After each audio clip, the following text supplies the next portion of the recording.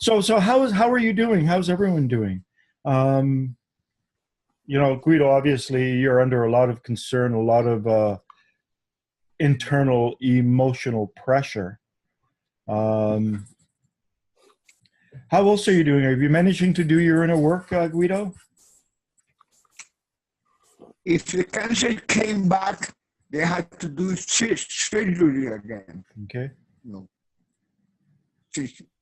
knife, bisturi, knife, Yeah. surgery.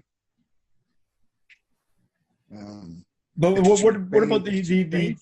this gives you an opportunity to really take a measure of where you are in a sense. Are you able to step back into the observer position? Are you able to look at it with a degree of inward detachment? Like this is happening to my body rather than this is happening to me, to be able to sort of separate yourself in any way, or does it just pull you into a state of deep emotional identification? Looks like I don't Reggie's know what degree. I don't. I don't yeah. know what kind of degree involves the emotion Yeah. and with the physical in that condition. Hey, Reggie, Maybe how are you? Reggie just popped in. How are you doing, Reggie? Good. Good. How about you? Good, good. It looks like you got a nice haircut. Yeah, it's easier now. Yeah, yeah. Yeah. Good morning, Good everybody. morning. Morning. Ian, how have you been doing with the inner work? Are you still doing the 60 bone exercise and the other ones? And no, I've had a hard time this week. My energy's been really low, and a lot of heavy emotions yeah, going on. Not around anything specific, nothing untoward has happened in my life. Nothing obvious.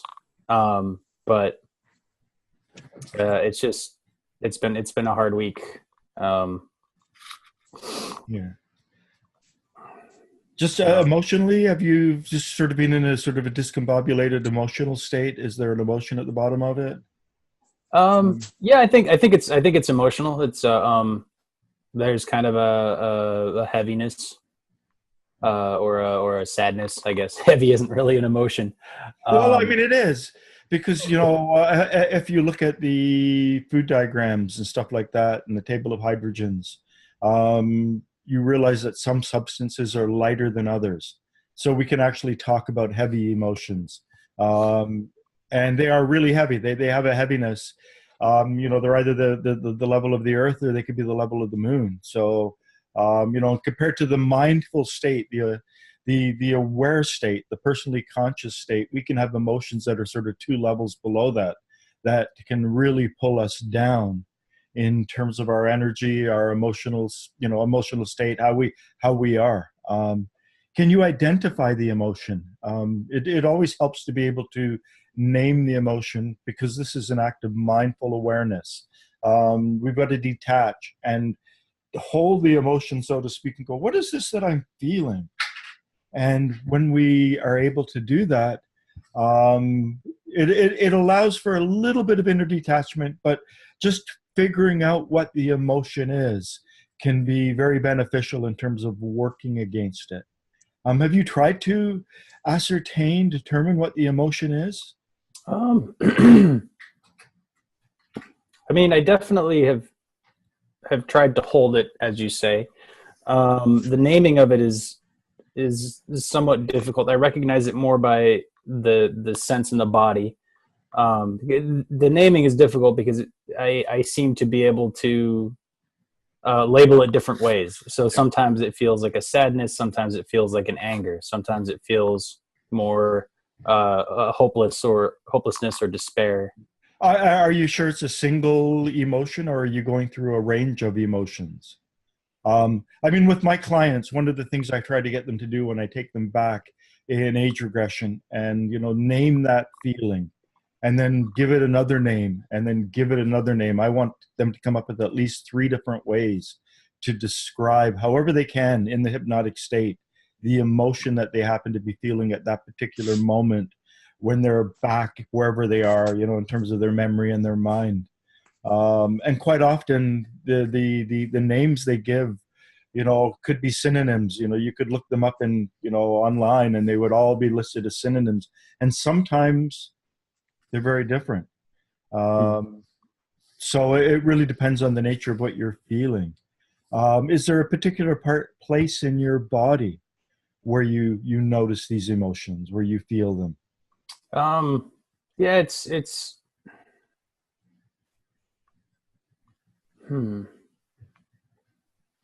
definitely central. It normally seems to sit in around the sort of the belly, either like below the solar plexus or the low belly. Okay. Kind of down around there. Where the duodenum is, so just below the stomach? Yeah, pretty much. Yeah. It's a little hard to specify, Yeah. Here or You here say, area. Now, these emotions that you feel, sadness, what other names did you give it? Heaviness? Yeah, heaviness, kind of a stagnancy or a hopeless, like Okay. something can't move out, or there's some kind of energy. It feels like there's some kind of energy that wants to discharge or to be expressed or something. Is this something that you've experienced many times before, or could it be situational? Is it chronic? As in, yeah, I would say chronic, just normally not quite so heavy or so loud would be another way to say it. So present. and you feel it sort of in your lower, or not lower abdomen, but just above the navel, sort of between the solar plexus and the navel, down in that area. I mean, it could be a variant of anxiety. One of the attributes of anxiety is it pulls the flow of blood away from the digestive process, and puts the blood in the big muscles for fighting or running. And so people who do experience anxiety, chronic anxiety, often have stomach problems. But sometimes, when we feel that hopelessness, that despair tinged with anxiety, we feel it in our stomach because there's an issue of blood being pulled away, and there's a physiological process behind that. It happened to me with the stomach. When I eat something, when I even water, the stomach reaction is immediate. An anxiety, Guido? Yeah. When I eat something like water, when I am in deep emotional stress, my stomach reacts like you said just now. Yeah. Exactly. The stomach is the first symptom where you can feel it right direct. When you say name it, I thought I understand that maybe would you say that you can put a name to that kind of thing, but what kind of name, like call it Eric. Oh, that kind of emotion, I call it Eric or John or well, I mean, putting a name on it is one facet. I also like to engage. I like to engage in synesthesia, which is the overlapping of the senses. And quite often, for my clients, when they're in the hypnosis chair and they're in the state of hypnosis, I will say, if this feeling were a color, what color would it be? If it were a sound, what sound would it be? If it were a smell, what smell would it be? To create this, multifaceted, multi-sensory experience of the feeling. But the most important dimension of it is to really begin to name it, to name the quality. A name is a label that comes from the head brain. It's, part of our associative mind. And you take this label from the associative mind and you put it onto a feeling. but the label is not the feeling, but it's a way to identify the feeling, a way to help us to better understand it. This is why I like at least 3 different labels or 3 different names for the feeling, because then you get it's like triangulation. You can begin to understand it a bit better. So besides that, Ian, so you've just felt a sort of a heaviness, sort of a sadness, a hopelessness throughout the week. And this is a recurrent emotion, something that goes back, that you've experienced many times in the past. Mm-hmm. Yeah. So it's just, what are you doing here again? And well, I mean, it's good little lessons in particular to try and figure out either what triggered it. Was there a certain situation? Did you have a conversation with someone? Were you looking off into space and suddenly comparing your life with others? Or were you reading the news and, reading about what's going on in your country with your president, and, just the sense of hopelessness? And, what triggers? Wow. I'm sorry. Do you know what triggers it? Do I know what triggers it? I mean, part of it is definitely the news and the direction the country's going in, my country's going in. But that's also something that I can usually just, to some degree, realize I don't have much control over, and sort of be at peace with that. There's also some stuff in my personal life that is sort of consistently leaving me feeling sort of blocked, the movement forward being blocked. So yeah, I mean, there was something that an exercise that was given by Alfred Orage, to people when he had the group in New York. This was back in the late 20s to early 30s. And he had people imagine 2 portraits. He had them imagine, going 5 years into the future, and one portrait is of ourselves if we do nothing. If we stay as mechanical as we are, if we stay as broken as we are, basically it's ourself 5 years in the future. And then he had his, the people in his groups imagine themselves sort of as an ideal, what they could be in 5 years. If they worked on themselves, if they went deep into these emotional issues and fixed them and whatever. And so he would get them to hold up these 2 possibilities in their mind. So actually, just give me 1 second. It sounds like Mana's trying to connect with us, but I don't know how she's going to do this. Messenger. She said she gonna come to you with Messenger. Okay, I guess I should go. Whoops. To us. She's still, for some reason, and there's no coincidence behind it. Zoom doesn't work in Syria, even though it did for a while. Crimea, and Cuba, and I forget, there's one other place, and they're all connected to Russia for some reason.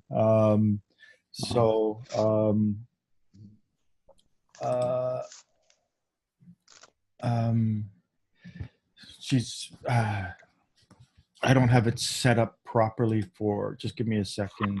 Let me see if, okay, I don't know how this is working. Aman, can you hear me?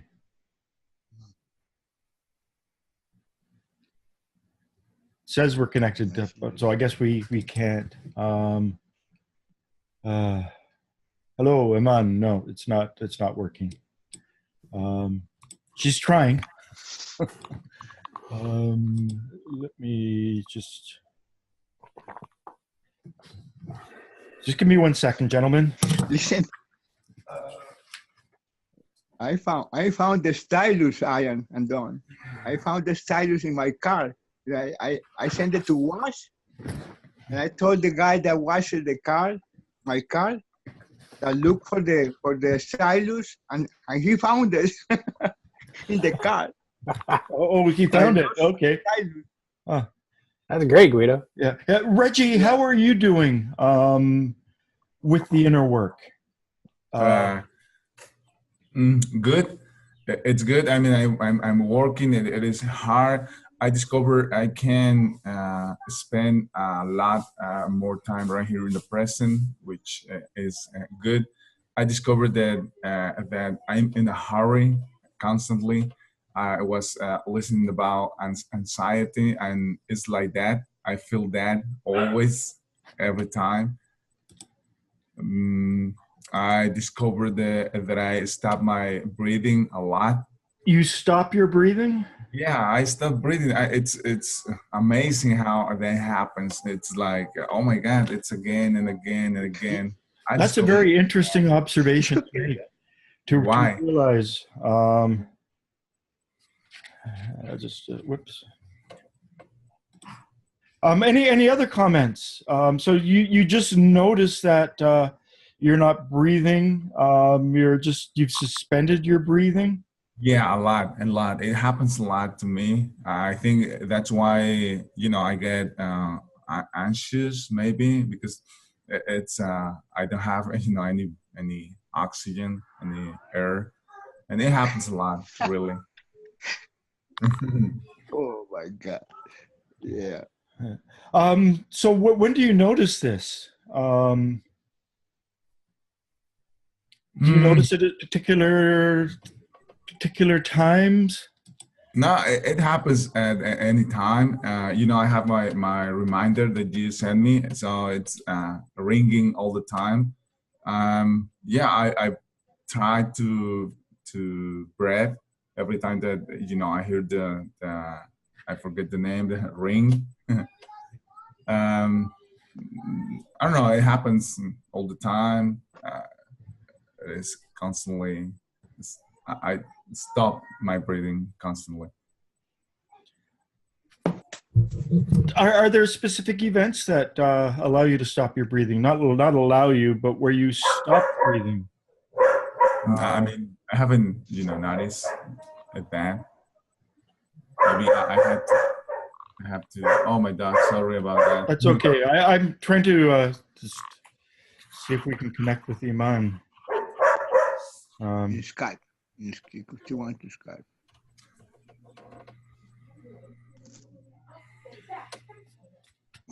So, are you observing yourself more? Yeah, a lot. Yeah, I mean, it's. I use breathing to work because I think it's at least it's easier for me. It's always there. So yeah, I use it and it happens a lot. Yeah, I'm getting.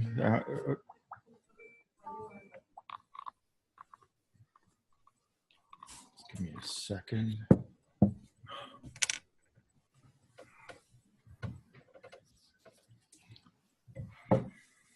Hello? Hi, it's for me? No. I'm just trying to see. I mean, I've connected somehow with the man, but we're not getting. In Skype. Do you want to do Skype? Yeah, well, I mean, I've got my Skype here. It says we're connected, but it says we're half. Let me.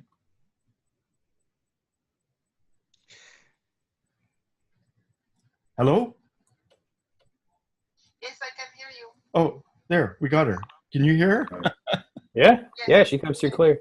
Thank you. Yeah. Sorry for this, like inconvenience, but we don't connect to Zoom here at all. Yeah, no, I was just saying to them that there's a few places in the world that don't connect to Zoom, and there's kind of connected through Russia.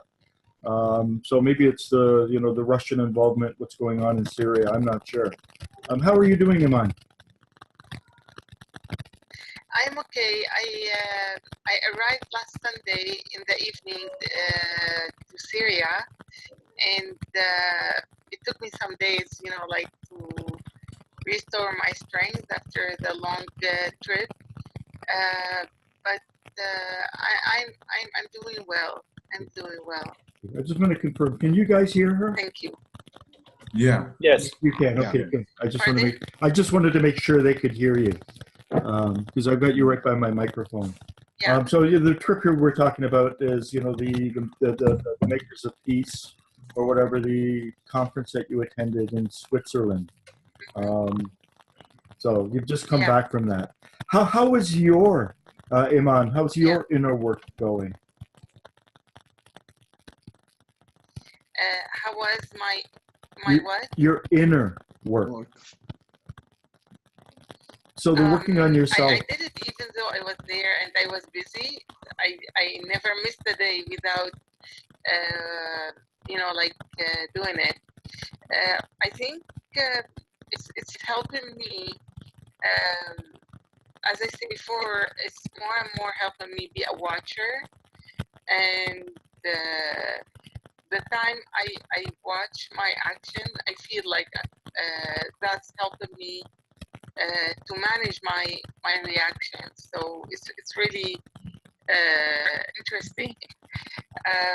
And also I feel I think I feel more at ease than before. Yet I need to, you know, like to keep doing that. I think I'm doing I'm doing pretty well. Doing the inner work and the ayah. Interesting. While I'm doing it, I'm focusing. I'm visualizing my bones when I go from, you know, like from the foot to the head. It's interesting how to focus on each part of the body and send it positive energy and the healing. And honestly, I do some prayers as well, where, you know, like I do some prayers for protection and healing. So sometimes it's combined with so many things. Yeah, I mean, there's nothing wrong with doing prayers. I just want you to know that. You know, to do this mindful awareness, as I mean, you know, the holy affirming, holy denying, holy reconciling is a prayer. But I mean, to adapt them, you know, for instance, to your own language, to Arabic, that's perfectly acceptable. You don't have to use the English words, even to come up with your own words. You know, in Islam, you've got 99 names for God. You could begin to incorporate some of those, you know, some in the form of prayer. You know, just to experiment and find what works for you. True. Yeah, I did that once where I applied the name, the names of God. You know, like I'm talking about one God, but different names, and the names are just quality or description of God. So so it's really interesting, you know, like to apply them to my body. I think I did it for 3 days. I used different names. It's really it's very soothing. I think it makes me feel better. Yeah, thank you.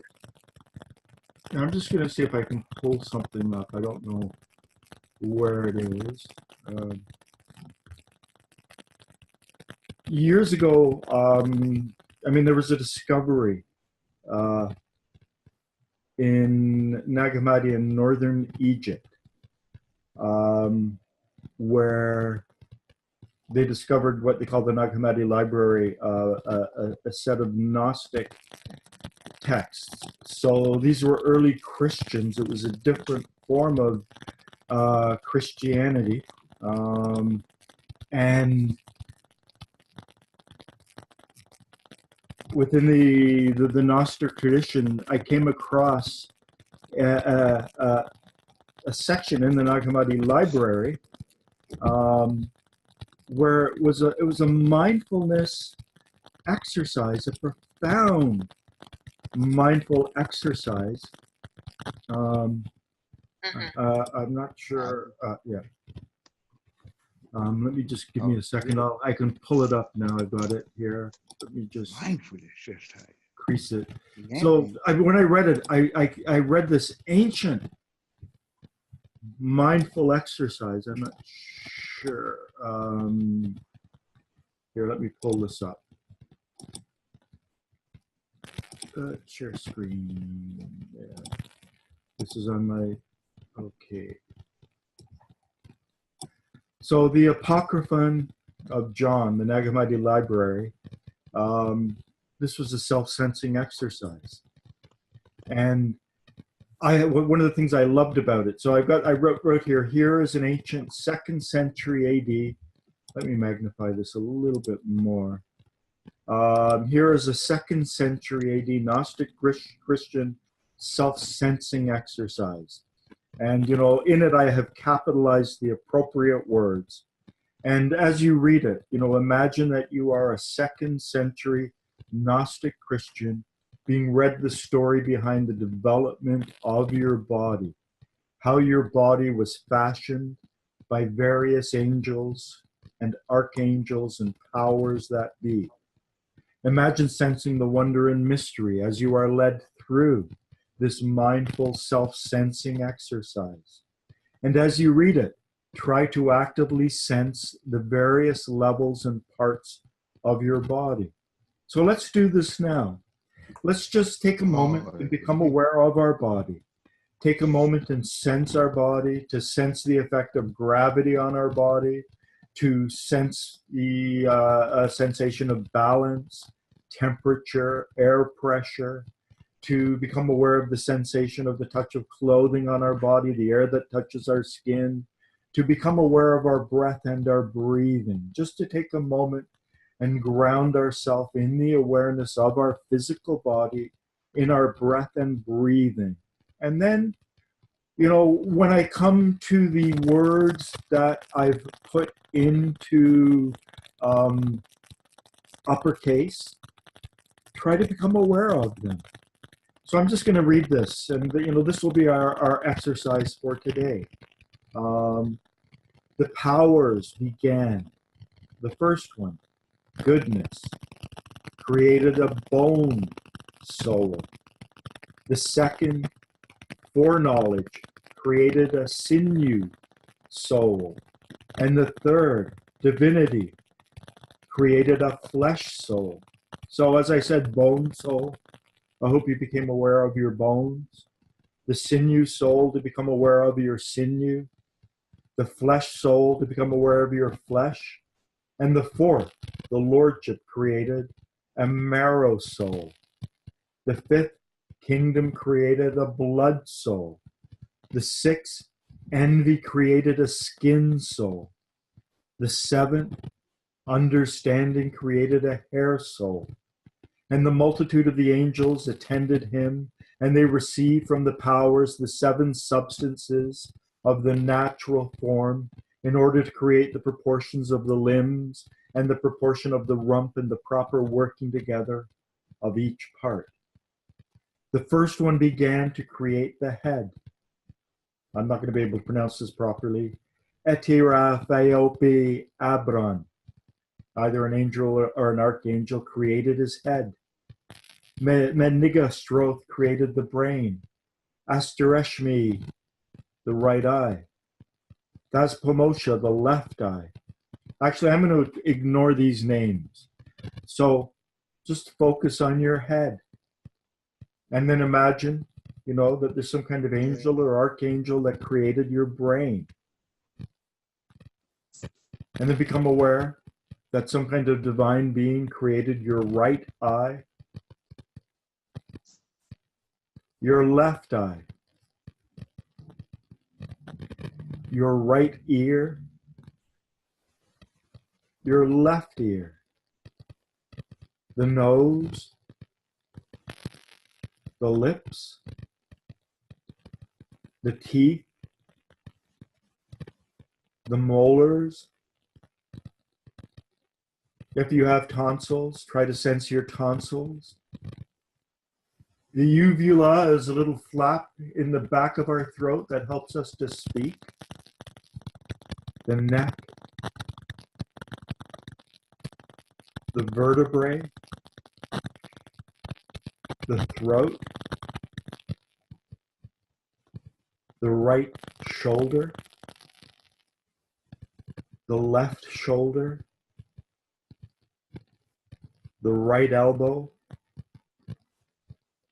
the left elbow, the right underarm, the left underarm, the right hand, the left hand, the fingers of the right hand, the fingers of the left hand, the nails of the hands, the right breast, the left breast, the right shoulder joint, the left shoulder joint, and all of these areas are connected to some kind of angelic being, some kind of higher entity that helped to bring them into existence. The belly, the navel,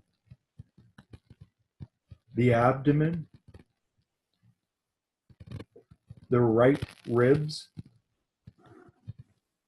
the left ribs, the right hip, the left hip, the marrow, the bones, the stomach,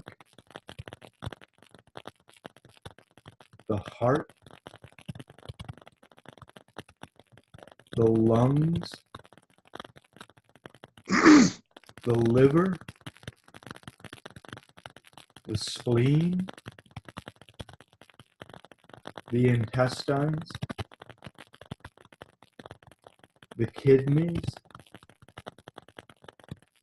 the sinews, the spine, the veins, the arteries, all the flesh. I'm going to skip the next little bit just because the right buttock, then we'll go to the right thigh, the left thigh, the kidneys, the right leg, the left kidney, the left leg, the right shin bone, the left shin bone, the right knee, the left knee, the right foot, the toes of the right foot, the left foot, its toes, the nails of the feet. And you know, I'll read this next part. And those who were appointed over all of these are Zathos, Armus, Kalila, Jabel, Saboeth, Cain, Abel, and those who are particularly active in the limbs, the head, the neck, the right shoulder, the left shoulder, the right hand, the left hand, the fingers of the right hand, the fingers of the left hand, the right breast, the left breast, the chest, the right shoulder, the right shoulder joint, the left shoulder joint, the right ribs, the left ribs, the belly, the womb for women, the right thigh, sorry, the spelling's a little bit off in this, the left thigh, the genitals, the right leg, the left leg, the right shin bone, the left shin bone, the right knee, the left knee, the right foot's toes, the left foot and its toes. Let me just stop that. So, I mean, this is an ancient 2,000-year-old self-sensing exercise where each particular part of the body is linked to some kind of a divine being, some kind of an angel, some kind of a being from the angelic realm, or even potentially some kind of an archangel. And even though, you know, we've lost the connection to, you know, this Gnostic past, because a lot of those angelic beings that they talk about, we've never heard, and there are no other references to them in other holy scriptures and texts. But just to imagine, you know, thinking that my right knee, you know, partly was helped, you know, fashioned by a specific being, and my left knee by another being, and my right shin by another being, and my left shin by another being, and that everything about me was composed by these higher order beings, that there was somehow brought into manifestation and to recognize the divinity and the sanctity of our body, the connection with those higher realities. So, you know, there's many different ways we can play with a lot of these exercises to become aware of ourself. Coming back to, you know, the earlier conversation that I had with you, Guido, in particular, I don't know if any of you have really plumbed the depths of the G.I. Gurdjieff Paris meetings 1943. But in there, there's an exercise that I've never come across. I've come across a partial bit of it through Joseph Aziz and Mr. Gurdjieff's 4 ideals, where he wanted us to connect with certain ideals in the universe, idyllic beings, you know, such as Jesus, Mohammed, Buddha, and Lama were the ones that he recommended. But throughout that book, he talks about the separation exercise. He doesn't give a real detailed a description of it, but at one point he talks about the fact that he developed his own little exercise to get members who were in his group in Paris during the war years to begin to separate themselves from themselves. And the purpose of this exercise was to become aware, to be able to separate ourselves from our bodies. So he would have, so, you know, you would sit in a room, preferably quietly by yourself. And then he would have you imagine yourself. Imagine looking at yourself from another chair in the room. So in actual physical separation. And I'm going to get this wrong because I don't have it written down in front of me, but he had people, the little bit that he improvised, he had them in one situation to imagine themselves hot, and then to be and imagine themselves in another chair looking back at their physical body and imagine they're cold, and then move to a third point in the room and imagine looking back at their physical body, but in that third point, imagining themselves crying. This is something that's not out there in the Gurdjieff teachings. You know, he talks about the need to develop the higher being bodies. And I've gone through this in, you know, previous talks. Let me just pull the best representation of this up and get it on the screen. So Mr. Gurdjieff talked about the need to develop, to grow our being. So on the screen, on the left side, I've talked about this a bit. That's normal man in waking sleep, And this is the level of personal consciousness. This is the growth of our astral self, the growth of the Kesdjan body in the middle. And this is where the separation comes in. We can separate this dimension of our being from our physical body when we grow it properly. So in that book, the transcripts of those meetings, he's been working with a lot of the students there for 3 or 4 years, some of them since before the war. And the meetings were, notes taken in 1943. So some of these people had substantial experience with Mr. Gurdjieff, meeting him weekly or, bi-weekly, going to his place, being members of groups, being members of Madame de Salzman's group. And the idea through the breathing exercises, through the various inner work that we've talked about so far up to this point, what we're trying to do is we're trying to allow the emanations to settle within us and to grow ourselves at a higher level. So this middle, the first conscious shock, represents the growth of the Kesdjan body, what some people would call the astral body. Mr. Gurdjieff didn't like to use the term astral because it had so many connotations and so many ill-formed meanings that were imposed on it that he preferred to come up with a separate term so that it didn't lead to a lot of confusion. But this crystallization of a higher self, and then of the crystallization of an even higher self, which we see over on the right-hand side, the second conscious shock. This is well beyond where we really should be talking about the second conscious shock. It's the first conscious shock we should be focusing on, the development of the Kesdjan body. So the breathing exercise, breathing in and then imagining something stays as we breathe out, seeding ourselves with the higher carbons needed in order for the growth and development of our being to continue at a higher level, to overcome the C point and the me points in the normal octaves. So as we grow something, this is not part of the physical body. Let me just get back off this.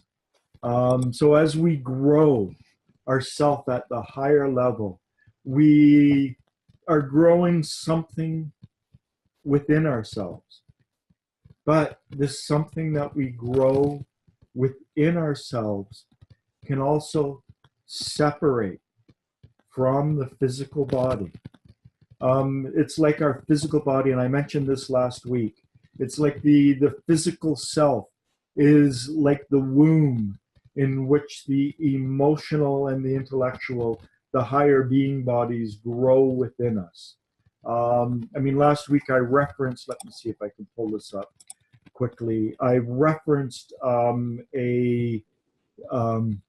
something that was given out in the Willem Nyland group, which I can just pull up right now. A way of understanding the growth of our being. So this was given out in a Willem Nyland group. Actually, this was given to me by a member of the Willem Nyland group, and he said it was distorted, but it's not distorted. Someone went to a Willem Nyland group, and then they went home and they created this diagram based on what they had said in the group. Whoops, let me bring it back up again a little bit more. So the bottom triangle is what we are born with. So the sort of purplish kind of, this is humanity as we are born. That's the diagram on the left. We are born with half the octave of air. We're born with a full body, even though we're born babies. If we eat, if we breathe, if we live, we're going to grow into fully functional adult beings with adult bodies. At birth, that's given. We're only born with half the emotional center. And this is the Kesdjan body. This is the representation of the Kesdjan body growth within ourselves. So we're, the way I like to say it is, we're born fully formed physically, emotionally, at the emotional center in the Kesdjan body. It is like we are born a 26-week-old fetus. So 26 weeks, it's not viable. It's got to get to about 32 weeks for the fetus to be viable outside the womb. But it's, you know, fairly well developed at that point. But it needs the body, and it needs to be in the body in order to continue the growth. And then our higher being body, the intellectual body, the one we're not even talking about because it's so far beyond us.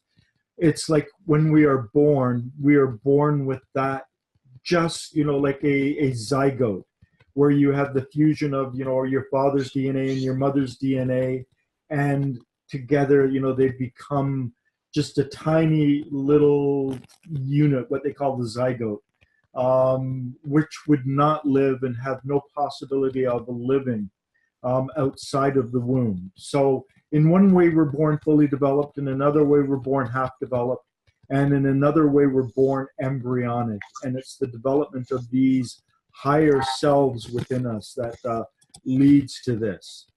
So the development of the Kesdjan body, the breathing in exercises, the atmosphere exercises, you know, the things that I've talked about before, they're all designed to grow the Kesdjan body.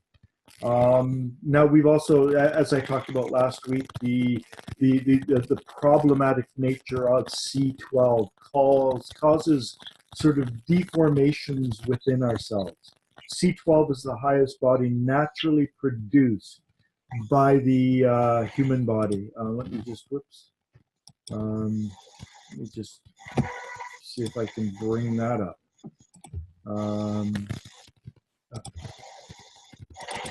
So in this diagram, you can see over on the left side, the state of waking sleep, the natural person.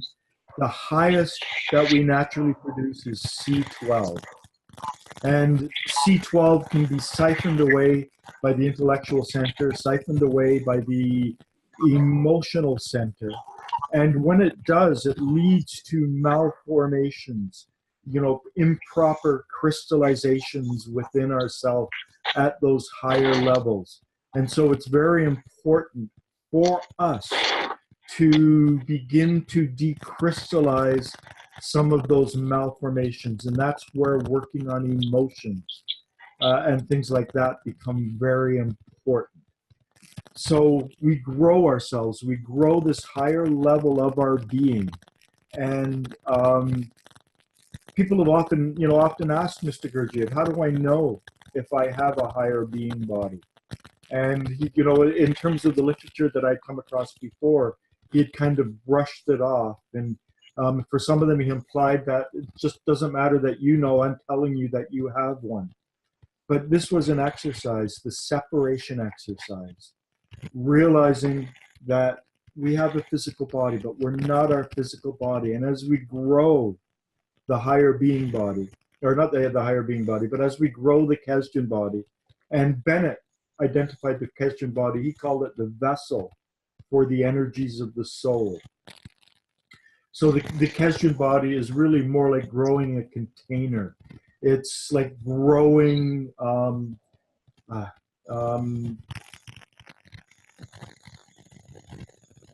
it's a word I just can't. Feeling a body or something empty or feeling. Yeah, well, I mean, the Kesdjan body, not you know, growing a crucible, so to speak, growing a container that we can then begin to work with the energies of the soul, which are the higher energies. But just growing the Kesdjan body, developing the Kesdjan body, we create something inside us that has a greater permanence than the physical body, so that when we leave the physical body behind, we have the Kesdjan body. We've got that crystallized and developed within us. And he talked about how that is the vehicle for transcending, you know, the death of our physical body. But these exercises, to have yourself sitting in a chair and imagine yourself looking at yourself from another chair in the room, and to get to the point, and it seems like with the questions that he asked the people who were doing these exercises, it was to really come to the awareness and to to prove to themselves that they were more than their physical body. That when you have grown this other level of your being, when you grow in the Kesdjan body, that you can actually look upon the physical body. You can interact with the physical body. You can step outside the physical body.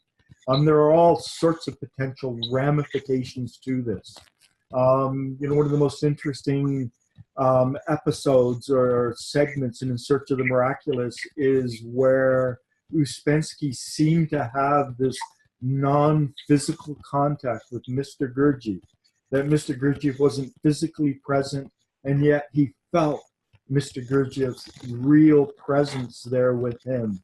Mr. Gurdjieff was obviously doing that, by the separation of himself from himself, using that at a very advanced level. But when you begin to work through the ramifications of that possibility, inner circle of humanity, connecting with teachers, all of these other things begin to seem a lot less fanciful. And, if we can do this in the non-physical realm. But the goal is to grow the Kesdjan body to the point where we have this capability, this awareness, this understanding. And this is why I brought it back to you, Guido.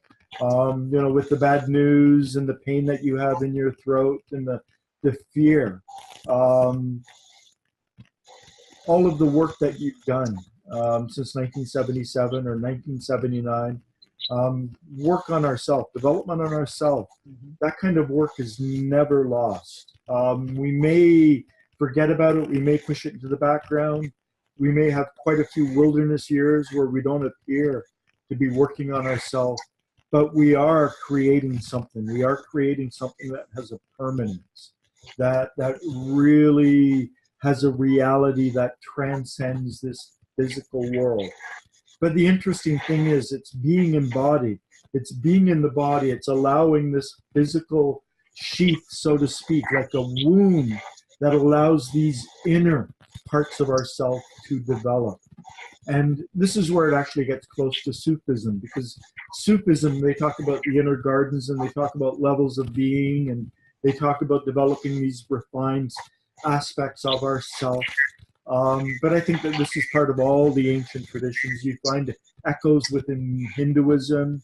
You find echoes in certain other teachings that, we are attempting to create something permanent, something more solid within ourselves. So, all of the exercises, all of the teachings, they're really all designed to help us get to this level of awareness. And I'm going to pull this back up again and focus a bit slightly on it. So everything within ourselves. These diagrams at the top are incomplete. And the reason I say they're incomplete is a man walks along a path and he comes across a beach of golden sand. And rather than jumping in the water and swimming around, he reaches into his backpack and he takes out a pan. And he begins to use the water and various different things, and he begins to pan or sift for gold. Now, he's not creating gold. He's not materializing gold. What he's doing is he's separating the gold from the sand. And so at a certain point, he will end up with a pile of gold and a pile of sand. And this is the alchemical process. Every refinement up leads to something else. Let me, I can pull this up actually. Can you see this? Is this coming up on the screen?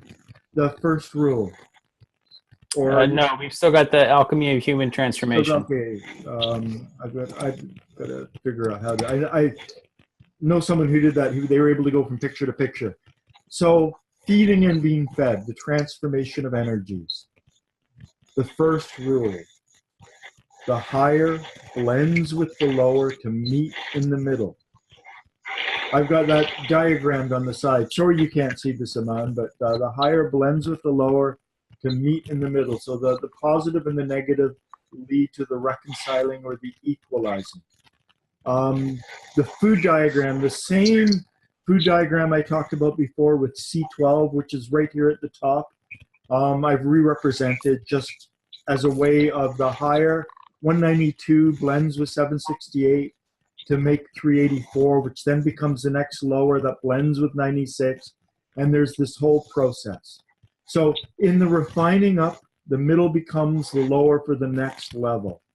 So we've got it, food enters the mouth and meets with the saliva and the grinding of the teeth and is blended into the chewed food that enters the stomach.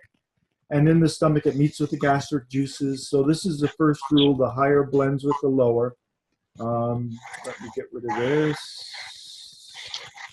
And I'll bring up the second rule, if I can find it.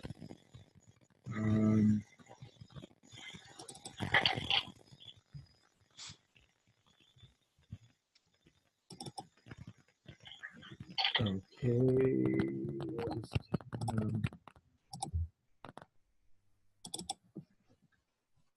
So the second rule, and I think we've lost him on, feeding and being fed, the transformation of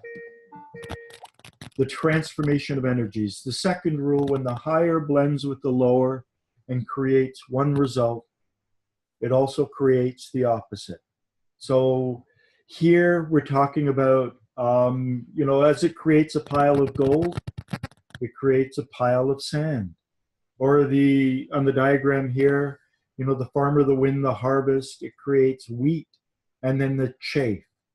So something, and this is one of the parts that a lot of people get messed up with in Beelzebub Tales when he says, something that creates one thing must create its opposite. So if something creates light, it must also create dark. So something is transformed up and something is transformed down. And let me go back to now. So this diagram here is incomplete. This is just showing the positive upward movement of the various elements. Mr. Gurdjieff said if something doesn't evolve up, it begins to evolve down. So we can go in the octave of air, which represents the emotions over on the left side where my cursor is, do, re, mi. And at the level of mi, the octave of air requires some kind of outside force, some kind of outside shock in order for it in the middle diagram to continue up. But if it doesn't receive that, it then begins to degenerate and it then begins to evolve downwards. So this is where the dark emotions come in. This is where some of the dark feeling states we experience come in. And within the whole alchemy of human transformation, as I said, this is a very limited representation because it's only showing what is going up in that upward movements. It could be redone to show downward movements, to show cross movements. But basically what I'm saying is that anything that we experience, anything such as the sensation of the touch of clothing on our body, or the awareness of an emotion that we are experiencing, or a thought in our head brain, all of these can be represented on this chart and can be understood in terms of energy, in terms of molecules, in terms of experiences. So this is not just a map, a blueprint of our potential evolution. For instance, Mr. Gurdjieff said that the intellectual center works with hydrogen-48. It's actually a very low center. So we can, on the left side, the level of vertebrates, the number 48 is highlighted, and then DO 48. So that means, for instance, that our thoughts can be our thoughts are fairly heavy. Now he talks about the fact that our emotional center works with hydrogen 24. This is where we move more over to the center diagrams, but we can find the level of 24. We can find, over on the left, there's a Fa 24 that seems to connect with it. Over on the right, yeah, Fa 24. So we can begin to plug in the different variables within ourselves to see where they fit within these diagrams. But these diagrams, they're showing us the proper work, the proper way that we begin to evolve, that we begin to grow. Now here on the bottom left, Mr. Gurdjieff also said that we are 3-story beings. We have a higher level, a regular level, and a lower level. I like to think of it as a basement, a ground floor, and an upper floor. And for someone at the level of waking sleep, mechanical man, their lowest level is 96, which is the realm of the moon. These are the homicidal emotions where you lose it, the road rage, a lot of the anger and things that we feel. A normal man, at the highest, they can exist and experience the mindful state. But another metaphor I use is that the mindful state is like, 3 separate lights on the higher floor. And because of the wasted energy that we waste on the basement and the lower floor, we're rarely able to light those lights. So most people do not experience a lot of moments of mindful awareness. But as we begin to work on ourselves, as we begin to find our weaknesses, as we begin to find those wobbles, where are our emotional problems? What kind of pain do we feel? What kind of an emotional issues cloud our thoughts? What stops us from being present here in the moment? George Adi, the 7 qualities or characteristics of sleep, and I never remember them all, but he talked about formatory thinking, identification, internal considering, negative emotions, lying. Those are the main ones, but there are a couple more. And so those are the things that keep us sort of over in the left. But as we move up, as we grow a Keshan body, it's like we shift up a whole order of being so that our basement then becomes the habitual mechanical level. Our normal level of awareness then is the level of mindful awareness. And at our peak, we can actually tap into the solar level. We can tap into the level of the real I. In order to sense your hands, in order to become aware of the flesh and bones in your hands, your fingers, a tiny little bit of C12 has to be present in that alchemical process. To be aware of your body, to sense your body, to any kind of mindful awareness necessitates that higher element being present. And if you can sustain or maintain those levels of higher mindful awareness, it's because you don't have those initial chemicals that you need inside yourself for this alchemical, these higher alchemical processes. And this is what a lot of the inner work is doing. It's bringing those elements within us. It's sort of like dusting ourselves at a higher level. So there's a movement up. The conscious man, they are centered at level 12, which is the real I. At their basement, they're into the mindful awareness, the mindful level. And at their highest, they begin to tap into the lowest level of the Godhead, all sons. So this is sort of the journey that we are making. And to understand, I mean, to me, when people talk about Mr. Gurdjieff having invented these teachings, he went here and took a bit of this, and he went there and took a bit of that. I see these teachings all intersecting through this ancient science of human transformation. Mr. Gurdjieff did not make this up. He learned this somewhere.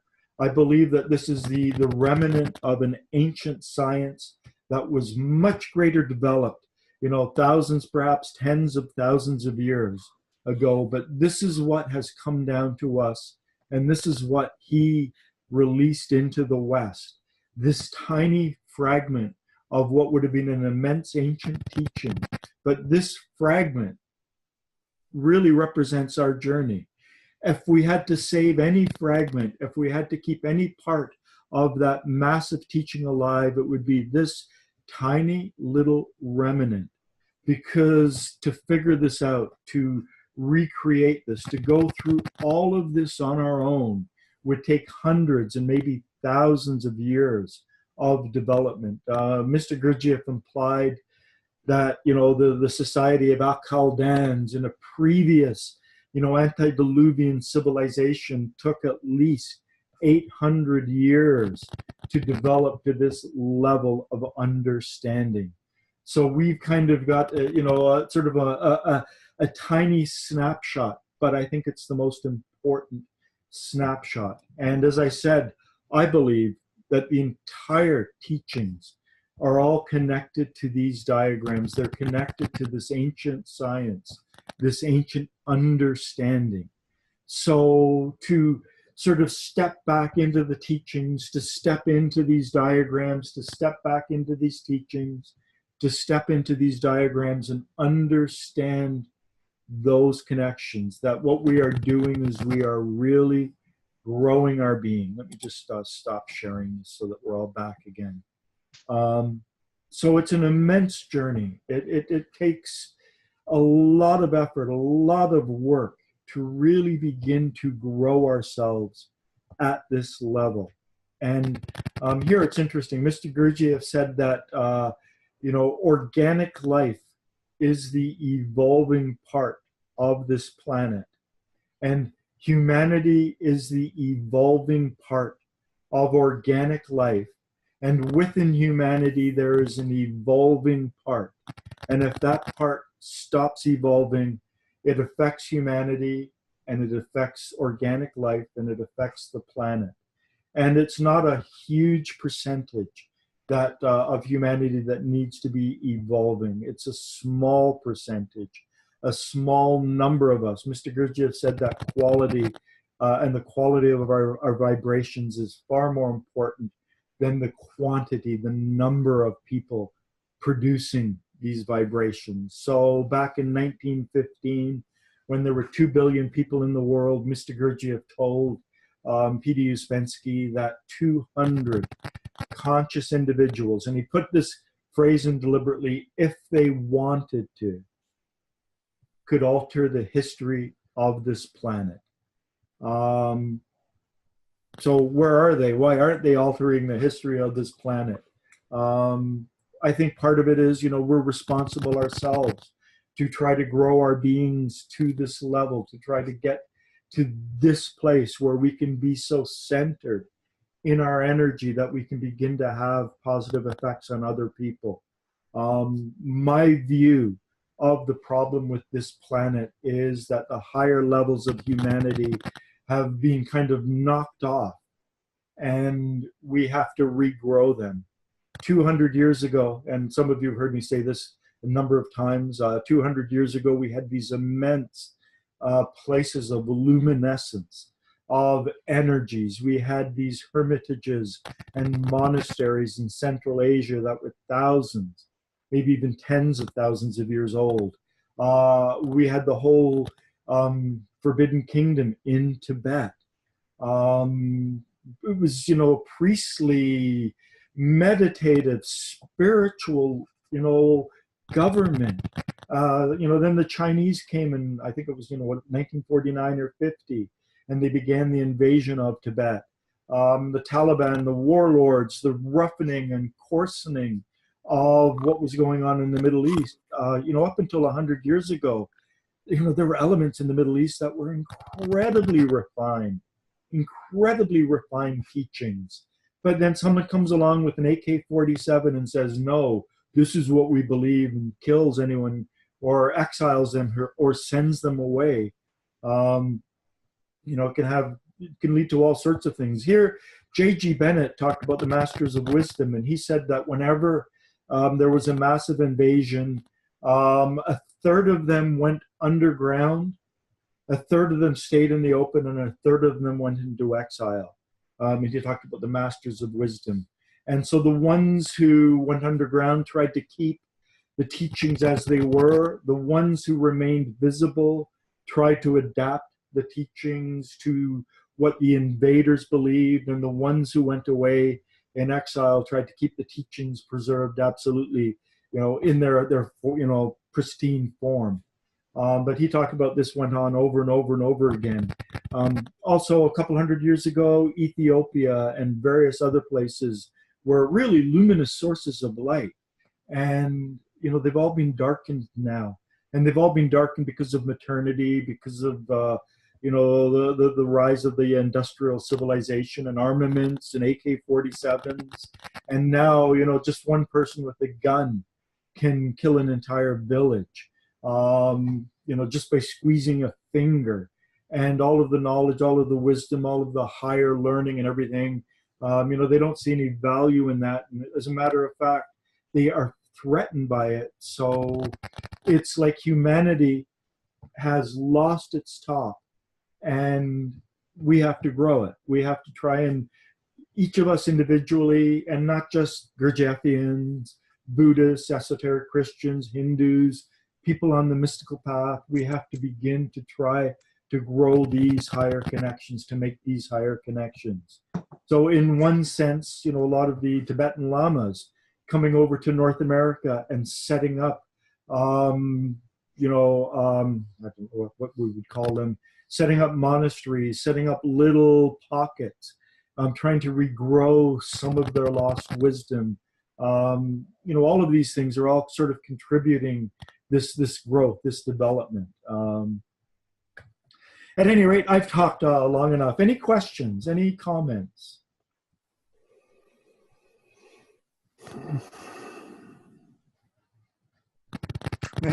Alan, would you please say, when you mentioned the caption body, the word caption, I can get it, spell it for me for free. Caption body, caption. Oh, Keshin body. Yeah. Caption, It's G-A-S. It's here. Let me.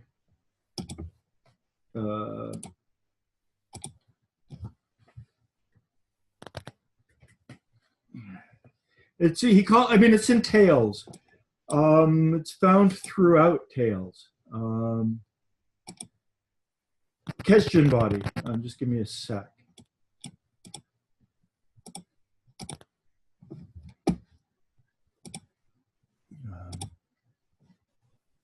And for anyone else who may be interested, that's how you spell it, Kesjin, Kesdjian.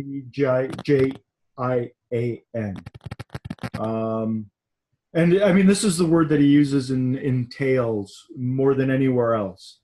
But the Kesjin body. So yeah.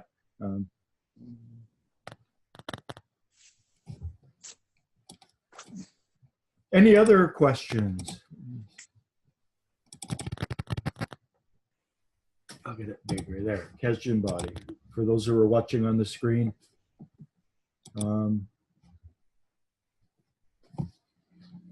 Any other questions? Any comments?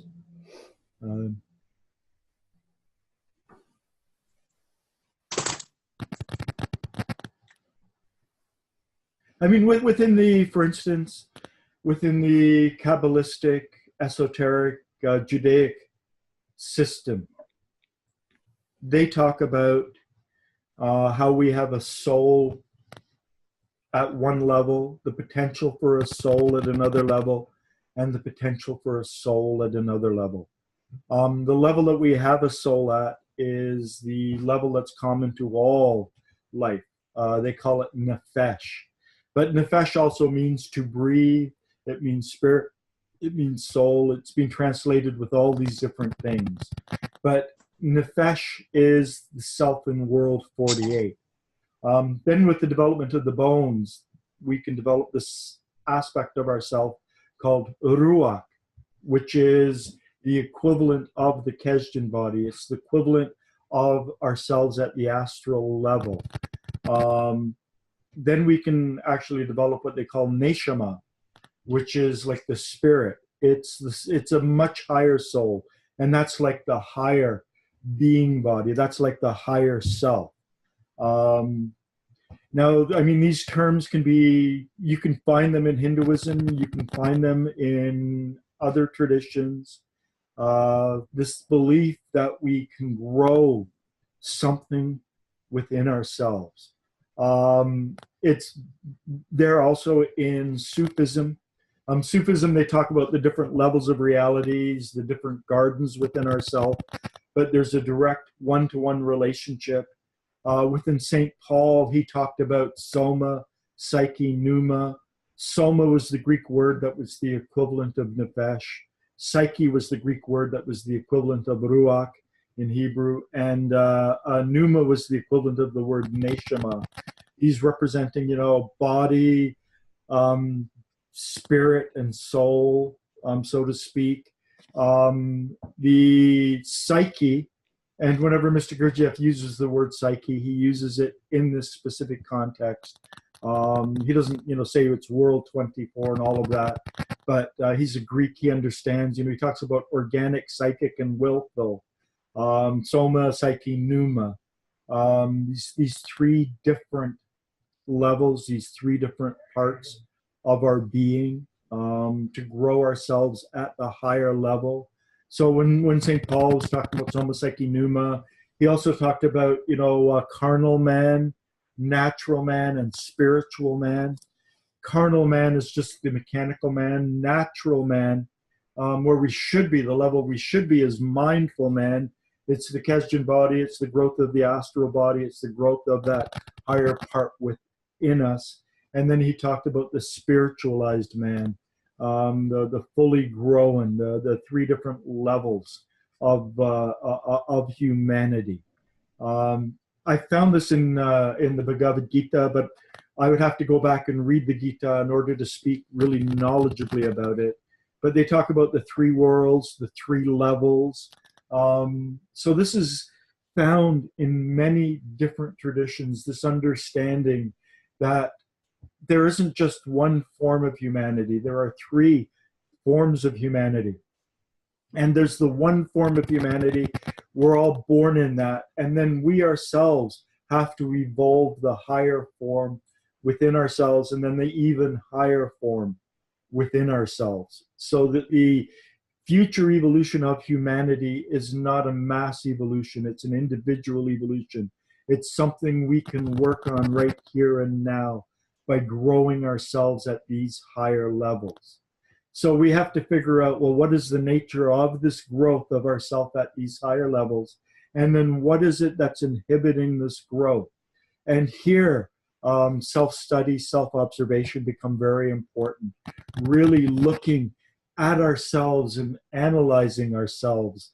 So Ian, when you were talking earlier about the sadness, the hopelessness that you sometimes get overwhelmed with, this is obviously part of a degenerative, not like, oh, that degenerative youth. It's just a devolving octave.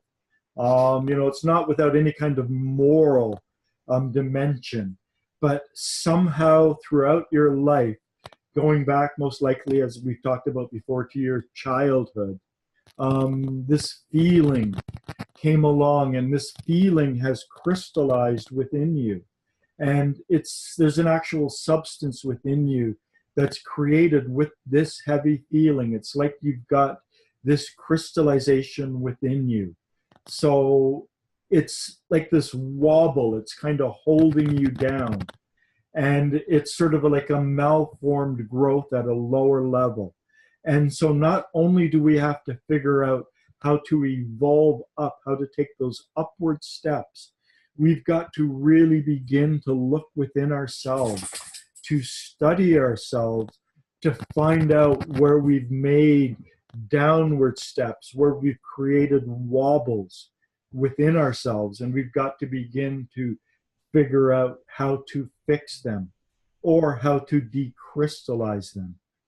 Here, being a hypnotherapist, people that I see in flesh and blood, I can really help them a lot more than I can say with Zoom and through the internet, because my specialization really is repairing the past, finding these wobbles, these crystallizations within ourselves and really working to bring them into our surface awareness. And that's the most important part. You know, once you begin to realize, like say, Ian, you use the word sadness, hopelessness. There was another word I forget now. Anger. Once you begin to taste this, you're already beginning to dissolve it, to figure out where it came from, to figure its manifestations in your life, to begin to act opposite to it. So, for instance, if you feel a sadness, a hopelessness, to just go outside and walk down the street, swinging your arms, acting in the opposite fashion, will help to grow yourself in the right direction. So, you know, these are very involved teachings in some ways, but in other ways, they're very simple because, you know, it's where am I broken? And that requires a lot of self-observation. It requires looking in. Any questions, any comments? Hope we're sensing our body, aware of our breath, aware of the touch of clothing on ourselves, the sensation of our feet. Always, wherever you are, whatever you're doing, if you can bring your awareness back into your body, you should give yourself a little gold star kind of thing. Every time we do that, we are actually leaving behind a proper impression, a proper crystallization within us. So we've got to leave behind these proper crystallizations, and we've got to dissolve these improper crystallizations, and we've got to do a lot of inner work on ourselves. But it's, you know, a lot of people, they come to the Gurdjieff teachings. I remember myself back in 1981, just like, it's just so much, and where does it all fit together? And it's taken a long time to begin to sort pieces and connect through to them and things like that. But comment.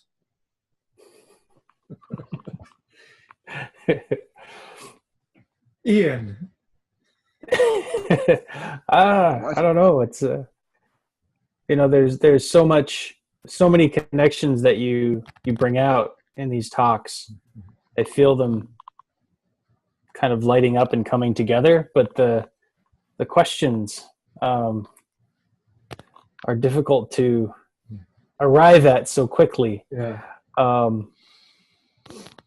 I do have a question on something else, if Sure. I may. Yeah. We had talked, I think it was last week or maybe the week before, about the exercise where you hold your arms out. Yeah. And the vibration in the solar plexus. Mm-hmm. I sort of forgot this when you had asked earlier, but when we were talking, it came up while you were talking. I was wondering about the nature of the vibration. I've had it happen a few times where the muscles actually will vibrate, and the breathing speeds up in response, like it's a diaphragm kind of vibration. But I don't know if that's at all well, I mean, you know, how long have you done it? 6 minutes? The most I've held it was, I think, a little over 5 minutes. Okay. I mean, the back in 2004, 2005, I was doing certain inner exercises that I was creating for myself. And at one point I began to feel this vibration coming up from, it seemed like in my stomach, deeper than my stomach. And it led to a degree of luminosity around, and I did a lot of experimenting with it. And then I came across Mr. Gurdjieff recommending holding the arms out. And when I held the arms out, I noticed that when it got to sort of the last minute or two, when it was really hard on me, I felt what I felt in my stomach at that point was identical to what I felt with the reverberations. And so it's only my personal experience that I'm connecting the two of them. I've never come across anyone who has connected the two of them. This is what I personally experienced. I felt they're the exact same thing. So what I've told people since then is to pay attention when you hold your arms out and you get to that point. It's more than physical. It's something else that's coming up, because I could get to the point where I could do it lying down and I could feel these reverberations coming up. And he talks very specifically about them in the third series. I don't want to go over to overtime today, but in the third series, Life is Only Real, Then When I Am, you know, I think it's chapter 5 or the 5th talk, where he actually talks about the reverberations. Yeah, it's the 5th talk. I won't bring it up on the screen because we don't have a lot of time. Yes, I have read the book a few times, so yeah. I know the reference. I couldn't quote it or anything, but I know the reference. Well, it's the 5th talk, and he tells people to imagine it. And he says he normally doesn't like to tell people to imagine things because that leads to fantasy. But this is one exercise where he told people to imagine things. But if you hold your arms out and you begin to experience that at the last bit, and you can take away sort of the physical pressure of it, and you can become aware of what that is, you can then begin to imagine that exercise a lot more real than if you just simply imagine it. Something grows there, something connects there, some kind of vibration, some kind of power. And holding the arms out gives you the taste, just a taste of that. But the ultimate goal is to do that without holding the arms out. It was just something I noticed when I did that. Hey, wow, this is the same experience. So it's a way to kickstart the awareness of what that actual exercise is talking about. And in the experience you're speaking of, that at least that you had, is you said it's more than just like a physical, muscular. Well, it wasn't physical and muscular, but it feels physical. It doesn't feel muscular. It feels almost like this reverberation, an engine in your diaphragm that. That's enough. Thank you. I don't want to get too much of an idea about what I should be feeling, but just a little clarification. And that I mean, the best way to get an idea is to hold your arms out as long as you can and pay attention to the last minute. That's the best. That way you'll get an actual glimpse of it, a feeling of it, a sensation of it. Okay, so thank you all for coming. I'm going to try and contact you throughout the week. I've kind of taken the last week off. You may have noticed on Facebook. I just haven't been posting. I'll probably start posting again tomorrow. I've been posting every day, multiple posts for 2 years now.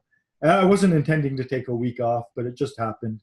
So if you've been wondering about my posts, it's just I just wanted a break. It's summertime, beautiful weather. Okay, thank you all for joining me.